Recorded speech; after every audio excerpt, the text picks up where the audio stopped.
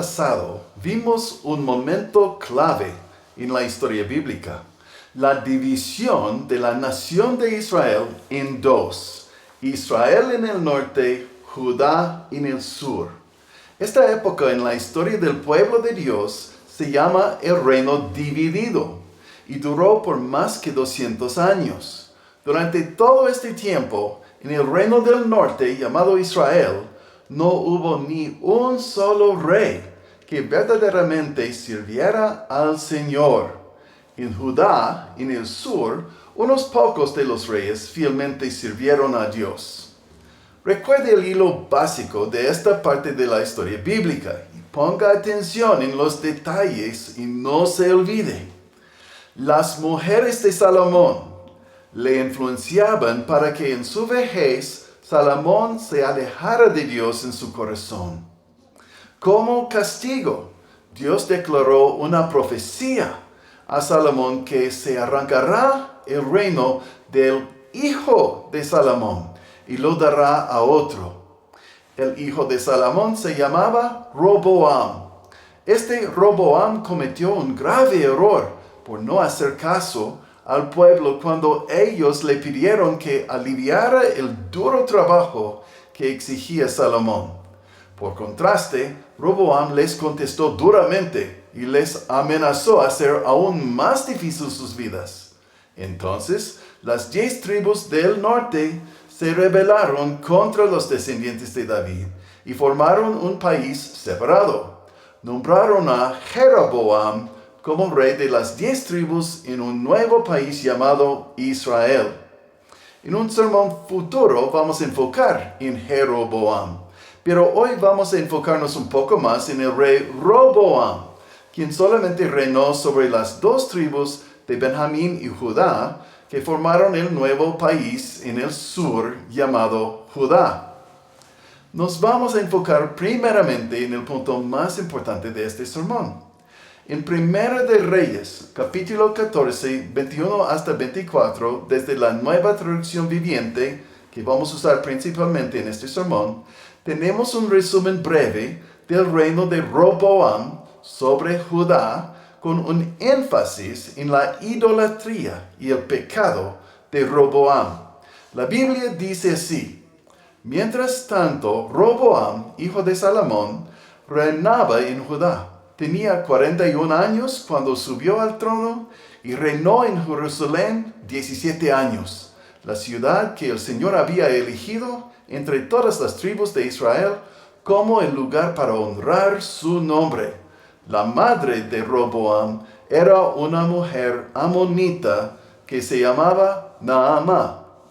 Hay que notar que Roboam era hijo de Salomón y de una mujer amonita, de los pueblos paganos, rechazados por Dios, que no adoraron al único Dios verdadero.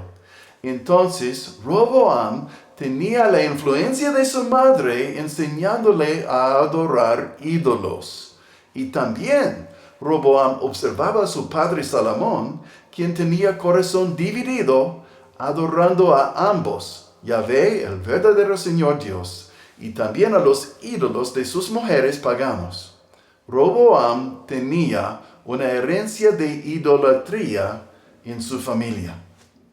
Volviendo al texto bíblico, versículo 22. Durante el reinado de Roboam, los habitantes de Judá hicieron lo malo a los ojos del Señor y provocaron su enojo con los pecados que cometieron, pues eran aún peores que los pecados de sus antepasados. Versículo 23. También se construyeron santuarios paganos y levantaron columnas sagradas y postes dedicados a la diosa Asera en cada colina alta y debajo de todo árbol frondoso. Versículo 24. Hasta había prostitutos, imagina, y prostitutas de los santuarios paganos por todo el territorio. La gente imitó las prácticas detestables de las naciones paganas que el Señor había expulsado de la tierra de paso de los israelitas. En este versículo 24, la Reina Valera 1960 y la Biblia de las Américas traducen con la palabra sodomitas. La Nueva Versión Internacional explica que fueron hombres que practicaban la prostitución sagrada. Y la Reina Valera contemporánea lo hace aún más claro. Practicaron actos repugnantes, como la prostitución masculina, que era una costumbre de los pueblos que el Señor había arrojado del territorio ocupado por los israelitas. No existe duda que el texto bíblico siempre considere que la homosexualidad es una abominación en los ojos de Dios. No importa qué diga la gente de hoy o la cultura antibíblica de hoy. Debemos entender que todo pecado es detestable en los ojos de Dios, o sea, mentiras, o sea, lujuria heterosexual. No podemos justificar el pecado simplemente porque viene a nosotros por la naturaleza que tenemos. Dios exige que sometemos todos nuestros deseos a la voluntad de Dios, revelada en las Sagradas Escrituras, la Biblia, aun cuando sea difícil. Pero el punto principal aquí es que Roboam tenía idolatría en su familia y Roboam siguió en los pecados de sus padres. Ya les dije en el sermón anterior que el libro de Segunda de Crónicas está en paralelo con los dos libros de Primera y Segunda de Reyes. Segunda de Crónicas recuenta las mismas historias de los dos libros de los reyes, pero desde una perspectiva diferente, porque fue escrito aproximadamente 400 años después. Y a veces vale mucho comparar los dos, Reyes y Crónicas, porque cada uno contribuye con detalles no mencionados por el otro. Entonces, Segunda de Crónicas capítulo 11, versículos 18 hasta 21, nos cuentan más acerca de Roboam. Dice así: Roboam se casó con su prima, Maalat. Y voy a saltar los nombres de sus antepasados. Maalat tuvo 3 hijos. Tiempo después, Roboam se casó con otra prima, Maacá, hija de Absalón. Maacá dio a luz a Abías, el próximo rey, y 3 más. Roboam amó a Maacá más que a cualquiera de sus otras esposas y concubinas. En total, Roboam tuvo 18 esposas y 60 concubinas, que le dieron 28 hijos y 60 hijas. Entonces, también en el asunto de matrimonios, Roboam siguió en los pasos equivocados de su abuelo David y su padre Salomón, al casarse con muchas mujeres y en tener otras al lado. Otra vez vemos la influencia de las prácticas de sus antepasados. Es una triste y dura realidad que los pecados de uno afectan a sus hijos y a las familias de los hijos. Creo que eso es parte de lo que significa la Biblia cuando dice en Éxodo capítulo 20, los 10 mandamientos están en Éxodo capítulo 20, versículos 4 hasta 6. No te hagas ninguna clase de ídolo ni imagen de ninguna cosa que está en los cielos, en la tierra o en el mar. No te inclines ante ellos, ni les rindas culto, porque yo, el Señor tu Dios, soy Dios celoso, quien no tolerará que entregues tu corazón a otros dioses. Extiendo los pecados de los padres sobre sus hijos. Toda la familia de los que me rechazan queda afectada, hasta los hijos de la 3ª y 4ª generación. Pero derramo amor inagotable por 1000 generaciones sobre los que me aman y obedecen mis mandatos. Creo que podemos ver un ejemplo en lo que dijo Dios a Salomón y también a Jeroboam como en Primera de Reyes capítulo 11, versículos 11 y 12. Ciertamente te arrancaré el trono y se lo daré a uno de tus siervos, pero por amor a tu padre David, no lo haré mientras vivas, Salomón, sino que le quitaré el trono a tu hijo. La vida de David se caracterizó por seguirle a Dios de todo corazón. Primera de Reyes 15:5 dice, pues David había hecho lo que era agradable a los ojos del Señor y obedeció los mandatos del Señor durante toda su vida, menos en el asunto de Urías el hitita y con la esposa de Urías, Betsabé. Cuando David pecó, se arrepintió sinceramente de todo corazón y fue perdonado por completo, aunque siguió sufriendo las consecuencias de sus pecados por toda la vida. Los pecados dejan cicatrices. Tienen consecuencias, aun cuando han sido perdonados. Entonces, uno puede resumir la vida de David al decir que David siguió a Dios con todo su corazón. Por eso, Dios no arrancó el trono de Salomón durante la vida de Salomón. Pero el hijo de Salomón sufrió las consecuencias del pecado de Salomón. La semana pasada, en el sermón pasado, hemos visto en detalle cómo los errores de Roboam mismo fueron la chispa final que trajo la calamidad sobre Roboam. No es que Dios es injusto, sino es que la realidad es que los pecados de uno afectan a las personas cerca de él. Tenemos que enfrentar esta triste realidad. Hermanos y hermanas, la Biblia es bien honesta. Una realidad que no nos gusta enfrentar es que nosotros estamos afectados e influenciados por los pecados de nuestros padres y antepasados. ¿Cuántos de ustedes han visto un hijo de un alcohólico llegar a ser alcohólico también?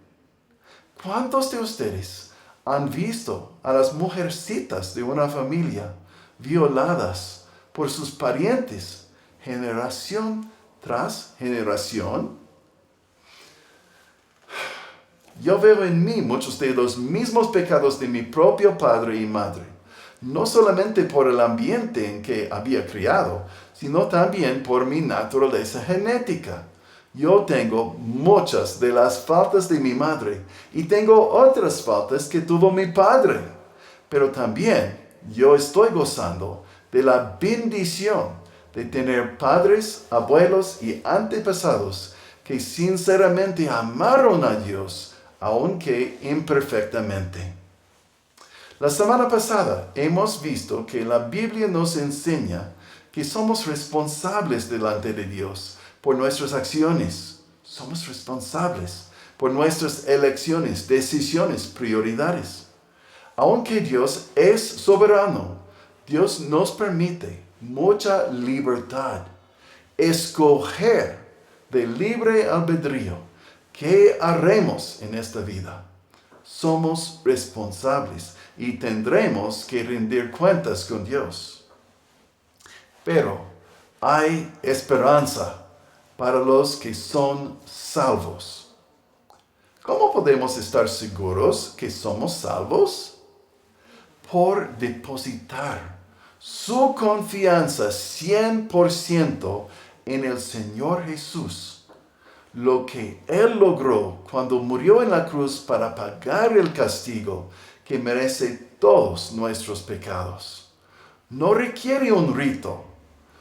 En su corazón, usted lo puede hacer este mismo momento. Depositar su confianza en Cristo Jesús. Señor, yo pongo mi confianza en usted por la salvación. Yo sé que usted murió en la cruz por mí, para pagar mis pecados. Hágalo ahora, amigos. Hermanos y hermanas, no tenemos que recibir Cristo vez tras vez. No perdemos la salvación cuando cometemos otro pecado. Cuando nos convertimos en creyentes de verdad, ya tenemos la salvación en el cielo. Es algo seguro porque depende de Dios y no de mí. Puedo afirmar mi salvación vez tras vez, renovando mi compromiso de creer y aún mi compromiso de vivir sometido a Dios. Pero no necesito orar vez tras vez por la salvación que Dios ya me ha regalado como obsequio gratis por la gracia. Tal vez le ayude a entender con esta ilustración. Un niño nace en una familia. El niño pertenece a esta familia. No importa cómo se comporte. La identidad del niño no cambia si el niño peca. Pero al mismo instante, el niño puede poner distancia entre él y su padre si siempre se rebele contra la voluntad del padre. Uno sigue siendo miembro de la familia, pero puede alejarse de la relación íntima que podría tener. Como el hijo pródigo, cuando nos damos cuenta de que hemos hecho algo necio en contra de nuestro Padre Celestial, debemos humillarnos, confesar, arrepentirnos y volver al Padre para servirle. Entonces, si somos creyentes verdaderos en el Señor, tenemos el Espíritu Santo morando adentro de nosotros. Tenemos Dios mismo adentro. Por eso la Biblia dice que somos el templo de Dios, como en 1 Corintios 3:16, que dice, ¿no se dan cuenta de que todos ustedes juntos son el templo de Dios y que el Espíritu de Dios vive en ustedes? Por eso tenemos la capacidad de someternos al Espíritu de Dios que vive en nosotros para hacer lo que solamente Dios puede hacer. Es un milagro diario que yo, siendo tentado, puedo, por medio del poder de Dios dentro de mí, vivir en victoria sobre mis propios deseos pecaminosos. Gálatas 2:20 dice, mi antiguo yo ha sido crucificado con Cristo. Ya no vivo yo, sino que Cristo vive en mí. Así que vivo en este cuerpo terrenal, confiando en el Hijo de Dios, quien me amó y se entregó a sí mismo por mí. Gálatas 5:16 nos dice, por eso les digo, dejen que el Espíritu Santo los guíe en la vida. Entonces no se dejarán llevar por los impulsos de la naturaleza pecaminosa. Hermanos y hermanas, tenemos libertad en Cristo Jesús. Podemos escoger rechazar los errores de nuestros padres y nuestros antepasados. ¿Recuerden qué dijo Jesús en las palabras de la Gran Comisión? En Mateo 28, versículos 18 y 19, de la Reina Valera Contemporánea, Jesús dijo así, toda autoridad me ha sido dada en el cielo y en la tierra. Por tanto, vayan y hagan discípulos. Jesús dijo, toda autoridad me ha sido dada. Por eso, vayan y hagan discípulos. Porque Jesús tiene toda autoridad, estamos autorizados a ir y hacer discípulos. Jesús nos delega su autoridad. ¡Wow! Jesús nos delega su autoridad. En 1 de Juan 4:4, la Reina Valera 1960 dice, mayor es Él que está en vosotros que el que está en el mundo. La Nueva Traducción Viviente traduce así, el Espíritu que vive en ustedes es más poderoso que el espíritu que vive en el mundo, el espíritu de Satanás y los demonios. Yo creo que muchas veces nosotros creyentes no confiamos en estas promesas de la inspirada palabra de Dios. Hermanos y hermanas, si usted tiene una pelea con un pecado específico en su vida, podría ser que parte de la batalla es que sus antepasados han abierto la puerta de oportunidad a Satanás para permitirle dominarlos en este área de su vida. Pero tenemos un Dios quien es más grande que Satanás y sus demonios.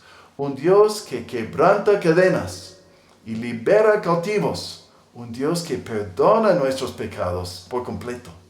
Que nos limpia por completo para darnos un nuevo comienzo. No tenemos que ser atados por las cadenas de nuestro pasado. Podemos ser libres. Hay que entender que para vivir libre de un hábito establecido, malo, que se requiere un compromiso diario de someter su propia voluntad a la voluntad de Dios. Esto lo podemos hacer al ser llenos del Espíritu Santo, que significa ser sometidos a su control. Hay que recordar siempre este versículo clave de 1 de Juan, capítulo 5, versículos 14 y 15, tomado de la Reina Valera 1960. Y esta es la confianza que tenemos en Él, que si pedimos alguna cosa conforme a su voluntad, Él nos oye. Y si sabemos que Él nos oye en cualquier cosa que pidamos, sabemos que tenemos las peticiones que le hayamos hecho. Este versículo es una promesa magnífica, increíble. Si oramos según la voluntad de Dios, sabemos que tenemos lo que hemos pedido. Es una garantía. ¿Y cómo sabemos que es la voluntad de Dios? En pocos lugares en la Biblia dice directamente, eso es la voluntad de Dios. Por supuesto, en estos casos sabemos la voluntad de Dios, pero también tenemos muchos mandatos de Dios. ¿Piensa usted que Dios le va a mandar hacer algo que está en contra de su voluntad? Claro que no. Entonces, cuando tenemos en la Biblia un mandato de Dios, sabemos que es la voluntad de Dios. Dice Efesios 5:18. No se emborrachen con vino, que lleva al desenfreno. Al contrario, sean llenos del Espíritu. Note que es un mandato de Dios, un imperativo. Sean llenos del Espíritu. Podemos llenarnos con el Espíritu Santo, quien mora dentro del creyente, por primeramente confesarle a Dios nuestros pecados específicamente. Y hablo de los pecados que usted no todavía ha confesado sinceramente al Señor. No tenemos que repetir constantemente confesiones de pecados ya perdonados. Usted ya sabe de unos de sus pecados, ¿no? No se debe decir, perdóname de todos los pecados que he cometido algún tiempo en mi vida. No es así, sino debemos tomarlos en serio. Mencionarlos uno por uno. Yo tenía malos pensamientos acerca de tal persona ayer tarde, ¿ya? Y realmente confesar que Dios tiene la razón, que usted era culpable de escoger cometer este pecado, que ahora se da cuenta que era malo, era pecado y que ahora rechaza este pecado.